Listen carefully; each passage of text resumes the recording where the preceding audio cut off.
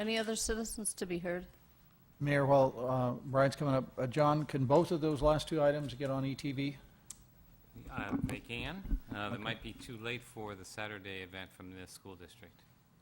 Okay. My name is Brian Donahue. Welcome home. Thank you. It's been brought to my attention recently that the Emeryville Chamber of Commerce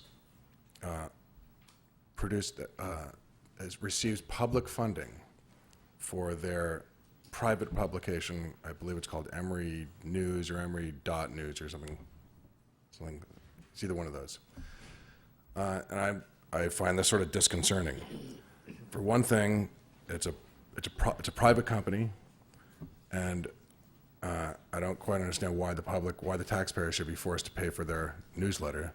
But what makes it more disturbing to me is that they commonly will, there's an editorial slant, a bias that's very pronounced. And commonly this bias runs counter to the interests of the residents.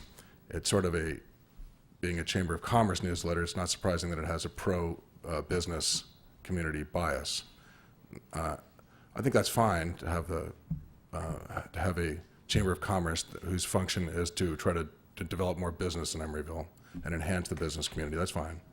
But I just don't think that the taxpayers should have to pay, especially when their interests, the residents, the taxpayers' interests, are commonly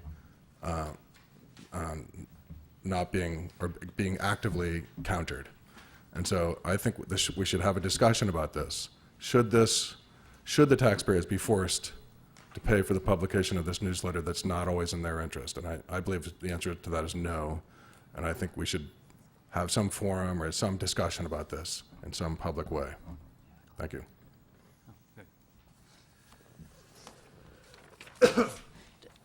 Did I hear you want to say something? I don't think you should respond to that. Yeah, okay.